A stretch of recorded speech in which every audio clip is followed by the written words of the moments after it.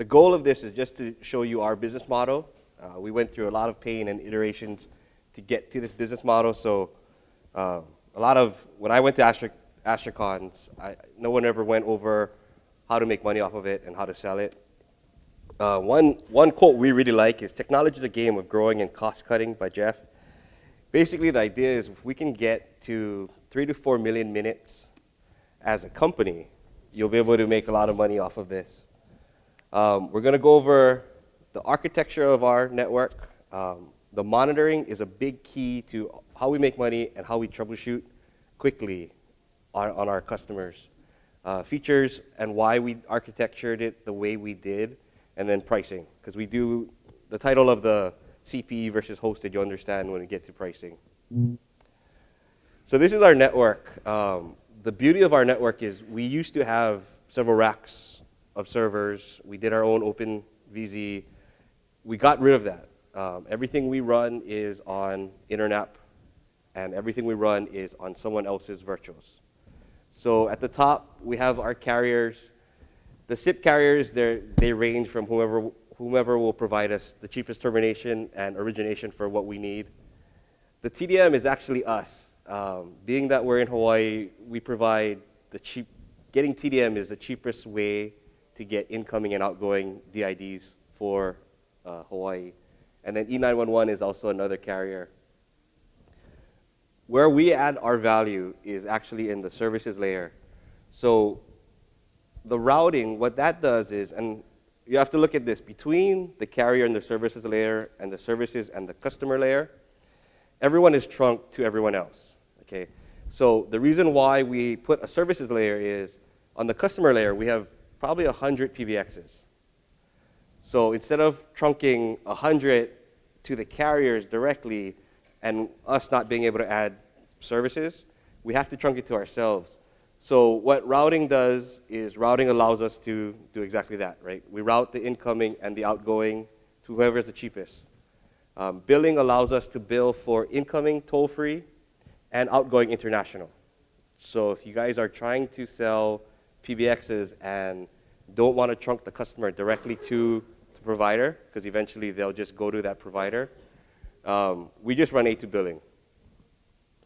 WebRTC, we allow all of our clients to get calls via browser so that from the calling party to the handset, it's 100% encrypted. With the whole NSA spying, encryption has been a big selling point for us. And then eFax. Rather than running a eFax server on every PBX, just to keep things simple, we run one large eFax server. That way we can control quality, we can control logins. And then the customer layer, per customer that we sell, if it's 2 phones or if it's 100 phones, it doesn't really matter to us. We dedicate a CPU, an IP address, and thus we dedicate them a free PBX in that one instance. And then, of course, over the whole thing, we monitor. So we don't charge for monitoring the services because that's our piece, and we don't charge for monitoring the carriers. But we do charge for monitoring the customer. So we monitor their ISP, and we monitor each of their handsets. One thing we would say, going after architecture, is you need to script everything you do so that if you're going to deploy 100 PBXs, you can do it quickly. We had a case where we had to actually move web provider or virtual providers. So scripting came into play a lot. If you want to try a script that we have up posted for free on Linode, you can run this script. So there's 129 active PBXs off of this script on Linode, and you can literally run this script and you have a PBX, right? So this is basically, and you can see the code if you want to run it on your own server. This is the customer layer that we're talking about, which is most of the scripting that you'll have to do because this is what you'll have to deploy if you're going to sell to 100 people, right? The monitoring, we monitor their WAN connectivity mainly because it affects the voice. And if we want to be able to troubleshoot quickly, we need to be able to see if their internet connection is good or if having problems. So obviously this is just cacti, but people are willing to pay for monitoring their internet connection. And just got to make sure that they have a firewall. So just for your knowledge, we charge $29.99 a month to monitor one firewall. And what this does for us on a troubleshooting standpoint, because if someone's internet is slow, they're not going to call you. But if their voice is bad or if they can't dial, they're going to call you, right? And even if the internet is down, they're going to call you because their phones are down, right? And that's not your problem. I mean, it may or may not be your problem if you're the ISP. In our scenario, we are the ISP most of the time, but in some scenarios we're not. So we want to be able to make sure that if, let's say, traffic is too high or CPU is too high, we know that, and we also make them pay for it. One thing that we wrote ourselves is this is the latency of every handset on a LAN. So basically it's a SIP show peers, right? And it's basically written into a database. So we can tell, hopefully it's obvious, but red is offline, green is online. But we can tell what latency the phone is normally at. And as long as there's no jitter, so for example, this jump right here might have some bad phone quality. And then you can see on the drill down on the right side, you can see there's some pretty big spikes in the latency. And obviously there was an outage for that phone right there. But this tool helps us to determine, is it a LAN issue, right? If, for example, it's an internet issue, all your phones are going to be red because all your phones will be offline. In larger networks, if they have multiple switches, we can actually narrow it down for the customer on what switch they're having a problem. So for us, it also helps us determine, LAN issues. It helps us determine WAN issues. If it's a single phone and we ask them to move it around, this historical will show us, does their latency go down, right? So for example, if you move a phone from farther away from the router and that switch is having an issue, you move it closer, the latency goes down, you'll actually be able to show that to the customer, and they should be able to at least correlate that with the move, right? Okay, so going to why we dedicate one PBX per virtual, really is for scalability. If we wanted to deploy, let's say, a multi-tenanted solution, and this is kind of why it came up. We were looking at purchasing a multi-tenanted solution, and we couldn't find anything that did everything we wanted. And 3PBX isn't multi-tenanted, right? So we put it on virtuals. We also did try a multi-tenant solution, but then there was a load issue, right? So we're running about 3,000 handsets over about 100 PBXs. Even if you threw that on a very, very strong box, you're still talking bandwidth concerns, you're still talking CPU. We also offer call recording, so disk drive and I/O. It all becomes an issue, but if you dedicate one PBX per customer, the issue goes away, because in theory, we're running 100 cores with 100 gigs of RAM over 3,000 phones. That's easily done. Excuse me. The other part is security. So every one of our PBXs is locked down with IP tables. We tried fail-to-ban. There are some holes in fail-to-ban. So we're very strict about who we talk to and who talks to our PBXs. So our PBXs can't talk to each other. They don't SSH. And if you have let's say you have a dynamic IP for some of your customers, we have a script that will go through, and anybody can write a script like this, but you have a script that goes through, does a dyne check, and it just updates the IP tables. That way, you know every connection going to your PBX, and you should, right? I mean, even if you had 3,000 handsets, you should know every IP that's coming in and registering. It also allows us to do encrypted. So, for example, if you were running a multi-tenanted solution from, like we have been since 2005, a lot of the newer services can't be updated to some of the newer the phones and the firmware, right? So we sell a lot of SRTP to the VVX, the Polycom VVXs. Having each PBX dedicated allows us to have that feature, right? We don't have to go back and update all the old PBXs unless something's broken or unless there's a major bug. So another reason for dedicated PBXs is features. we can offer call recording. Again, if we were in a multi-tenanted solution, which we tried, I/O became an issue, right? So just call recording, even letting a customer access their CDR records. If you're in multi-tenanted, they have to go through a branded method and whatnot. This is much simpler. It's free PBX. You can keep up with the distro. You can just simply update as free PBX updates. Excuse me. And then we have pricing is the fourth reason we did it. So getting to pricing, we normally charge per handset because that's honestly the only way you're going to make money. If you charge per trunk, you have to make sure that you charge the install or the NRC at a high enough number so it makes it worth your while.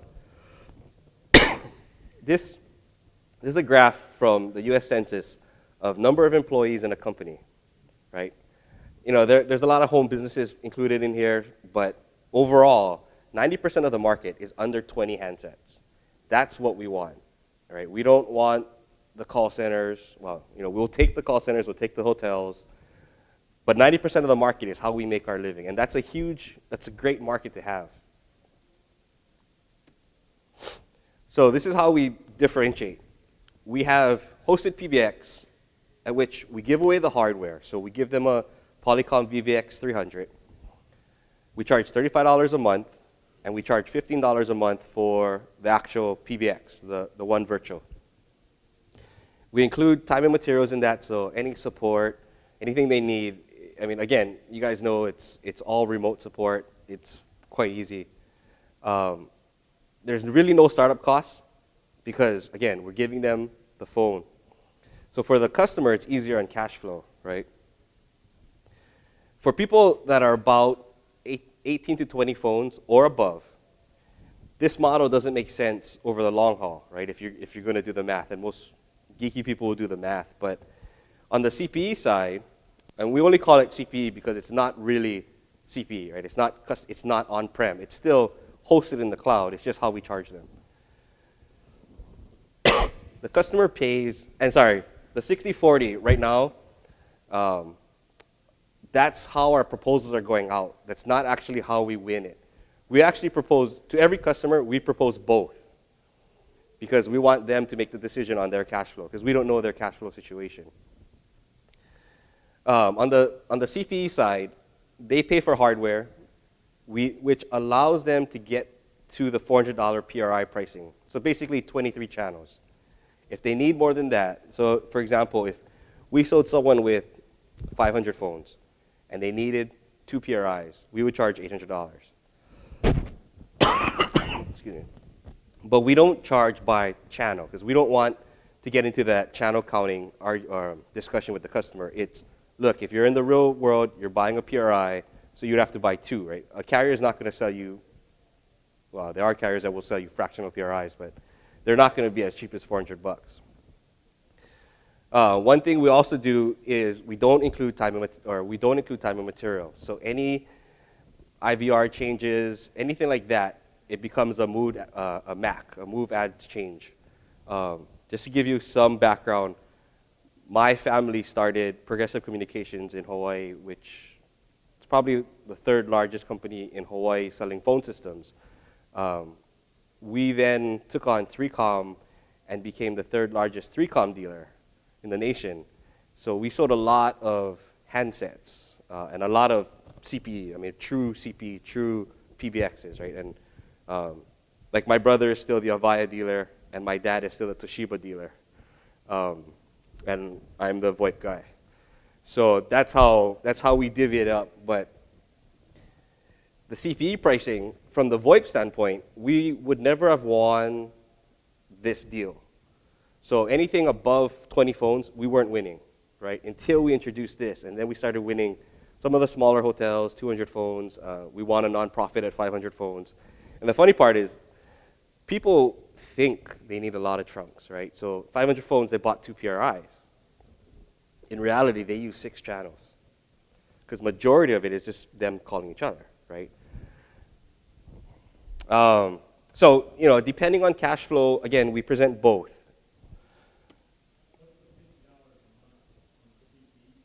So the $50 a month is the actual hosting, because like I said, the CPE isn't actually at their site. It's not actually customer premise equipment, right? It's still in the cloud. It's still one of our servers. But to win the deal, we just had to take it in the shorts for 2 years, right? And the trunking. And the trunking.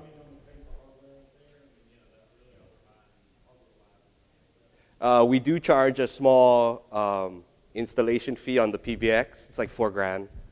But over the course of time, but see, that's the beauty of, I hate to say it, but that's the beauty of this whole game that we play. All of it is just soft numbers, right? I could make it $10,000 to make it unattractive. I could make it $500 to make it attractive, right? The reason why I decided 4,000, because if you look, again, I have family that competes with me, but if you look at like a Toshiba, right? A Toshiba starting out of the gate, the chassis is $1,500. A PRI card is $1,500, and a voicemail is about $1,000. So that brain itself is about $4,000, right? To me, Toshiba is the biggest threat to Asterisk, is because they can get their pricing way low because they don't care about licensing. Whereas if you look at like an Avaya, they focused on the military market, so they need to keep their price high. Otherwise, the military will say, "Give me that price." And so Avaya in the enterprise market is kind of losing it, right? But yeah, if for example, I'll give you an example. We're doing I don't know if you've heard of Princeville. It's a hotel on Kauai. We're doing their golf course. They have frame relay, so for internet, it's really bad. But they have an on-site PRI. So we don't get the monthly PRI, but we don't have to provide channels, and the customer pays us time and material. So what we do is we put a PBX on site, we hook up to their PRI, and we charge them for like 20 phones. I think we're charging them like $20,000, right? But for them, if they were to buy an Avaya, which they have now and the voicemail died, just the voicemail alone was $6,000. So at least we win that deal. From the ISP or the monthly recurring kind of business model, it doesn't really work, but it's business that you really wouldn't have gotten any other way, right? So this is the math. Based on, and let me go back one, the hosted, to get free hardware, we asked them for a 5-year contract, 60 months. We offer 36-month contract, but then they have to buy the phone. So basically, they're financing. But my pitch to our customers is always, a phone system should last you 7 to 10 years, and if it doesn't, it's a piece of crap. So if you're looking to change providers and or phones every 3 to 4 years, you're not making a smart decision. So based on this, right, based at, if you look at the top left, 90 is in months, so 7.5 years. Based on this, if you take the non-recurring and the recurring and you multiply it out, the bottom is the handset count. So about 16 or 15 handsets, you break even if you were to go CPE or our CPE pricing at $35 a month. So basically what we're saying is anybody at 15 to 16 handsets, if cash flow is not a problem, should be paying $400 a month for their phone system, max. If you're over $400 a month, something is, you need to look at your pricing. But what that does is it helps us beat, let's say, like our biggest competition right now is RingCentral, right? So RingCentral depends on what package you get, and I hate big corporate marketing because I'm not that smart, but they get to like $28 a phone, right? If we're going to compete with them, we need to know where we're going to really kill them. So at $15 a phone, we'll beat them at 15 phones, we'll win. Below 15 phones, we need to look at our numbers, and or we need to push call recording, local support, SRTP, WebRTC, eFax, DIDs. I mean, there are other ways to win on that marketing front. But this also helps my sales guys to know, okay, at 18 phones, I know I'm going to be leaning towards CPE. Again, if cash flow is not an issue, Because also at 15 to 16 phones, your local interconnect should be, like, I don't know, is anyone an interconnect in this room? Does anyone know what an interconnect is? Okay, so interconnect would be considered like a NEC dealer, a Avaya dealer, right? Toshiba dealer. Those guys should be in that deal. And if they're not, something's wrong. Maybe they just don't know about it, right?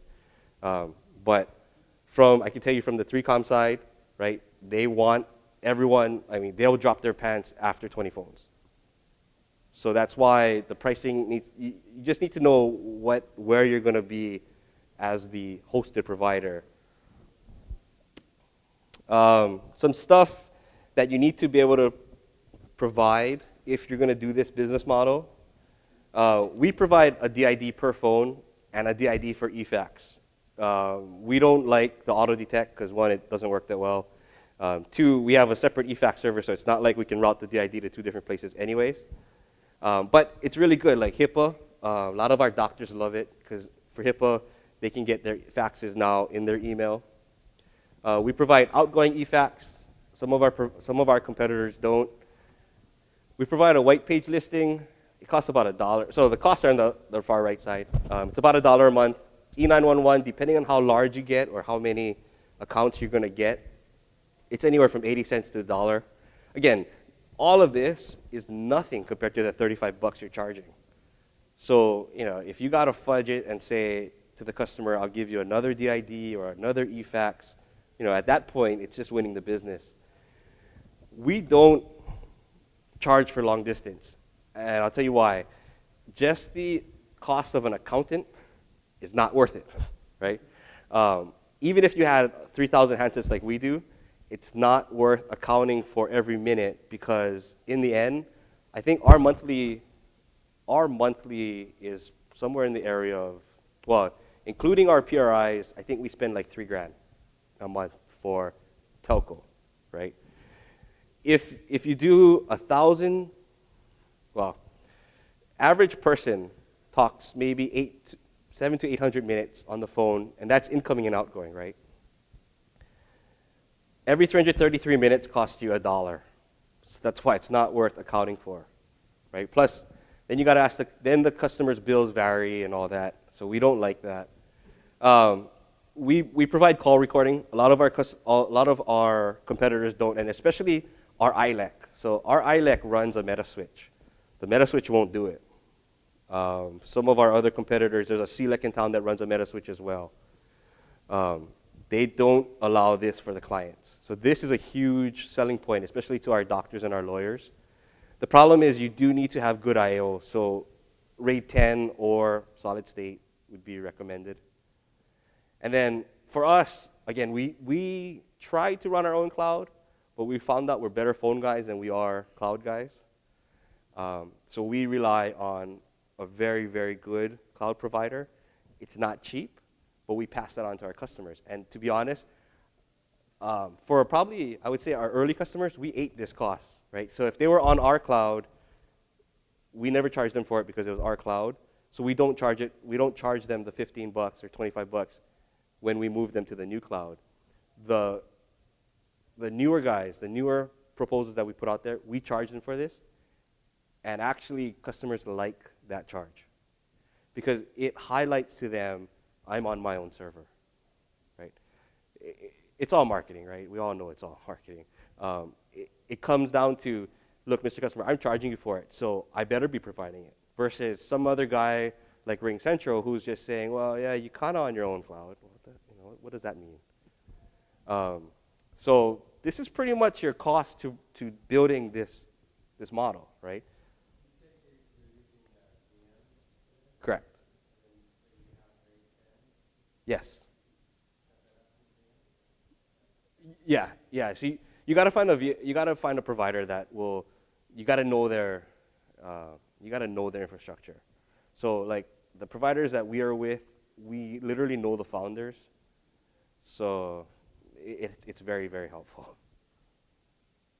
Like their tech support guys, when they see tickets from us, it's just like, okay, we'll pass this on. Because like in the VM environment, there was some clocking issues, initially. Conference bridges had some issues, but Yeah, you find a really good provider. The beauty of the reason why we went to VM, the scalability question is, so for example, we're in Hawaii, but my PBX is actually in Seattle. Most of my customers' PBXs are either in San Jose or LA. But the beauty of that is, if you were to try and DDoS internet and take us out, you'd have to DDoS 3 different internets at the same time to make me look bad. So, what's the chances of that? And then of our 100 PBXs, I think we're distributed over, 60 servers, 50 servers. So, the chances of all of our virtuals going down at the same time, very slim to none. Versus like we actually had about 90 at Linode, and we were down for like 12 hours. Thus, an overnighter with Sean and I, just moving virtuals. But see, the beauty of it too is, so for example, we had a call center. One guy was in New York. Well, not one guy. 30 guys were in New York. A couple guys were in Florida. A couple guys were in California. So we can drop virtuals at closer. I mean, if it works from Hawaii to Seattle, it'll work from Florida to California. But we can drop a virtual in internet server or in an internet data center, and the handset, at least the internal calls are quickly, but it honestly doesn't matter where they are. As long as your latency, and again, that's why this is like our go-to page. Someone calls and says, oh, my phone sounds bad today, right? We'll look at this first, and we're like, okay, well, is it only one phone, or is it everybody's phone, right? Because this will monitor even if they're not on the phone, right? And then we'll look at this. Well, your internet's crap, right? Why? And at that point, we don't do desktop support. So if everyone in here does desktop support, this also helps lock in the customer, obviously, right? Because now you're doing their voice, you're doing their data. So at this point, we then we call their vendor and say, hey, we think this computer has a virus, or we think, there's something wrong with the ISP. And actually, a lot of times, if they're not on our bandwidth and they're not T1 and they can't do QoS or whatnot, we can then give them information to give to their ISP to say, like, hey, something's wrong. And it's actually worked in several, like, TW Cable has fixed an issue for us. Customer got enough information to move off a Hawaii Intel, the DSL, so.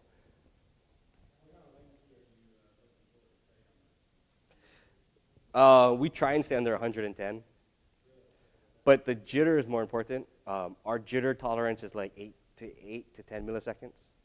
So this is how often does this graph? This is 5 minutes, like MRTG. Yeah. So we poll every 5 minutes. If the jitter is too high, so like, this wouldn't concern us. This probably would. And the red doesn't really concern us because that means it's offline, right? So they probably lost ISP or they unplugged the phone or rebooted. But more so, we just want to see this. Yeah.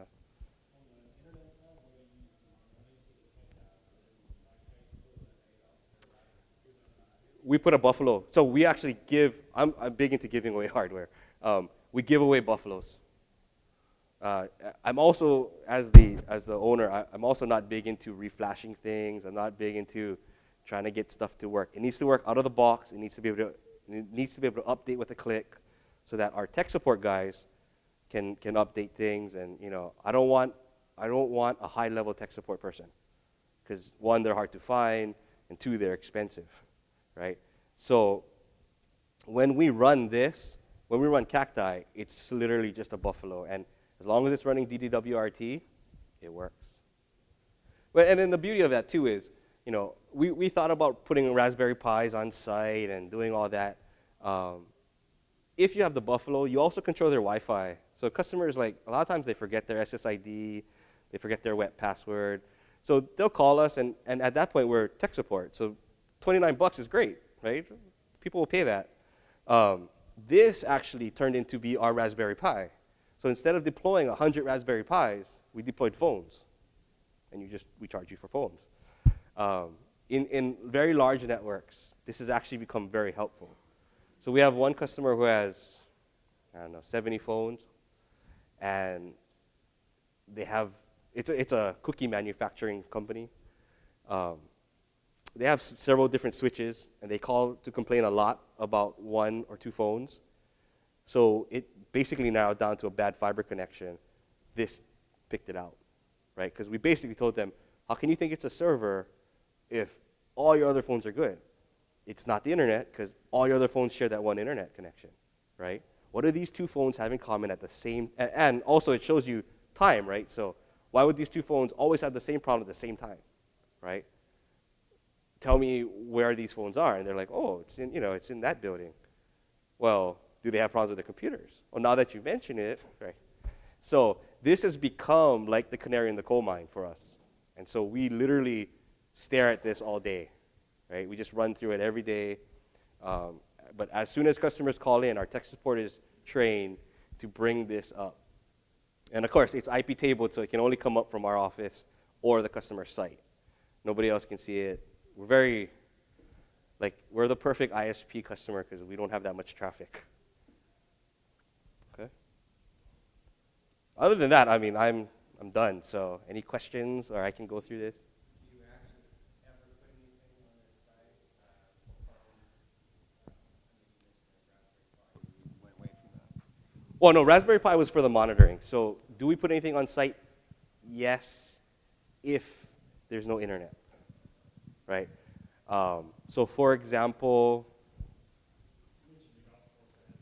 yeah, so we have the golf course. What we do a lot of times is, so for example, if we can't get a control of their firewall, so I have a really large client. They're the largest nonprofit in Hawaii. There's 30 locations. We have a DS3, or we have now it got up to 100 meg, or 100 meg to their office.